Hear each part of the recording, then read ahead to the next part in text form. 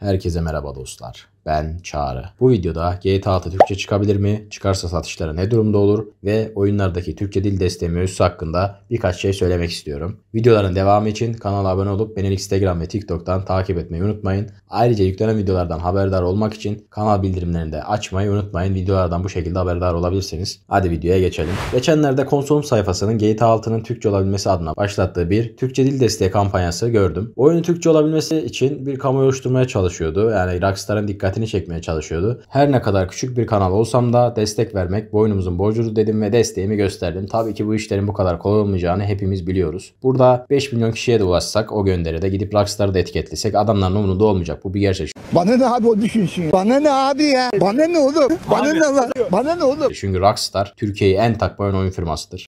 Abi hani havada ateş ediyorlar ya paintball tabancasıyla. Aynen neler yapıyor piçler.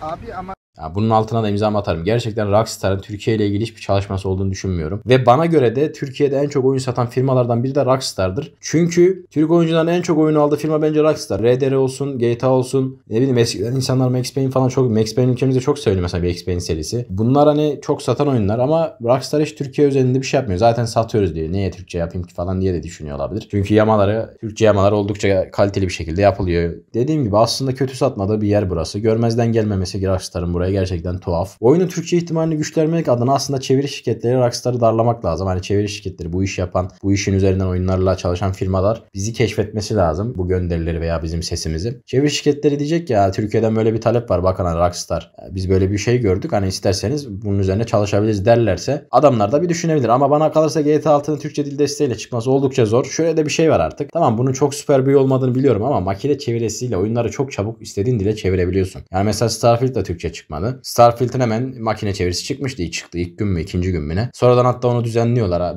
Her yeri çok iyi çeviremiyor ama sonra da onu düzenleyip istediği kıvama insanlar getirebiliyor. Bu imkan da varken firmalar zaten yapan yapar be kardeşim deyip bunu çok kasmıyor olabilir. Türkiye özelinde bir başka mevzu da ekonomik durumlar tabii ki. Tamam, GTA serisi çok büyük bir seri ve yine Türkiye'de rekor satacaktır. Ve imkanı olan herkes alacaktır. Ama ülkemizde yine ekonomik şartlardan dolayı özellikle son yıllarda korsana yönelim oldukça fazla. Oyunun kırılıp torrente düşmesini bekleyecek bir ton oyuncu olacaktır ki bu da oyuncu satışlarını ciddi anlamda etkiliyor ve Rockstar'ın yatırım yapmamasına da neden oluyor. Burada bir diğer bahsetmek istediğim konu da videonun başında da söyledim. Oyunlarda Türkçe dil mevzusuna genel olarak bakacak olursak aslında oyun firmalar burada bir potansiyel pazar olduğunu farkındalar. Büyük firmalar da bunun farkında. Buna en büyük örnek son çıkan çoğu oyunda aslında Türkçe dil desteğinin olmasını. Buna en büyük örnek mesela Diablo, Baldur's Gate mesela küçük bir firma, hani çok büyük ölçekli bir firma olması da yine Türkiye önemseyip o kadar metin olan bir oyunu Türkçe'ye çeviriyorlar. Bunu her şey yapar yani. Her firma yapar. O yüzden kimse çamura yatmaması lazım aslında bu konuda. Baldur's Gate 3 Türkçe olduysa her oyun Türkçe olabilir gerçekten. O metinler ne öyle ya? Upuzun metinler var. Bir sürü seçim var. Ya adamlar oyunu Türkçe yapmış mesela. Aslında özellikle de Uzak Doğu bölgesinden gelen tüm oyunlar neredeyse Türkçe dil desteği var. Türkiye'nin potansiyelinin mesela Uzak Doğu çok farkında. Burada yine iş biz oyunculara düşüyor tabii ki. Burada da hakkınızı vermeliyim kankiler yani. Gerçekten hangi oyunun Türkçe dil desteği yoksa, mesela Steam'de gidiyorum bakıyorum mesela bir oyunun Türkçe dil desteği yok. Hemen altında görüyorum.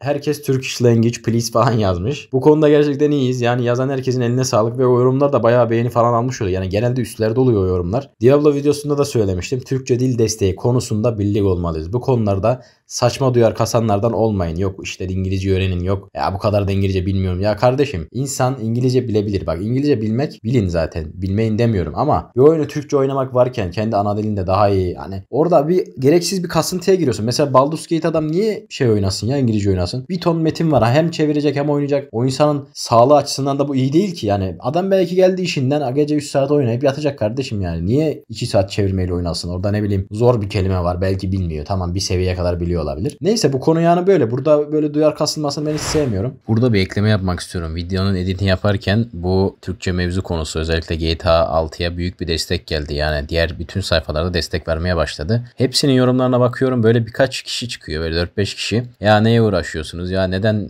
yani olmaz ki, boşa uğraşıyorsunuz falan gibi böyle yorumlar var. Yani bu arkadaşların da neyin peşinde olduğunu düşünemiyorum. Yani ne kaybederiz? Yapsak ne kaybederiz? Yapmasak ne kaybederiz? Yani bir şey, kendimizden bir şey mi veriyoruz? Ya bir yorum atacaksın, geçeceksin. Olursa olur, olmazsa olmaz yani. Yorumlarda çok tuhaf yorumlar, insanlar yani gerçekten tuhaf ya. Yani diyecek bir şey bulamıyorum artık, yorumlarda siz bir şey deyin. Yani tuhaf insanlar ya. Vallahi bir şey diyemedim. Çok karşılaştığım için bugün kurgu yaparken aklıma geldi. Bunu eklemek istedim buraya. Ya bu insanlardan olmayın ya.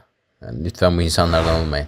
Bu sektör Türkiye'de yeni ama gelişime çok açık bir sektör olacak. O yüzden büyük firmaların ileride yatırım bile yapabileceği bir yer olabiliriz yani. Bizim de güzel oyunlarımız var. İşte Moonplate mesela, Teneke Kafalar ekibi var. Ben çok severim kendilerini. Onlar çok güzel oyunlar yapıyor. Enis Kirazoğlu güzel bir oyun çıkardı. Yani fenomenlerin de çıkardığı bir sürü oyun var. Şu an sayamadığım bir sürü daha oyun vardır. Bunlar sadece en popüler olanları. Sizin de bildiğiniz oyunlar olduğu için söyledim. O yüzden firmalar şu an buraya bakıyor. Burayı inceliyor. O yüzden buraya herkesin özen göstermesi gerektiğini düşünüyorum. Umarım GTA 6 Türkçe dil desteğiyle çıkar. Ben çok zor görüyorum. Zaten oyunda en az $70 olacaktır. $70'dan aşağı olmasının imkanı yok. Yani bayağı pahalı olacak ülkemizde. Bakalım, göreceğiz artık neler olacak, neler gelişecek. İnşallah Türkçe çıkar. Bize rahat rahat çıktığı gibi oynarız. Videonun sonuna geldik dostlar. Hepinize mutlu günler ve iyi bayramlar. Kendinize iyi bakın. Hoşça kalın.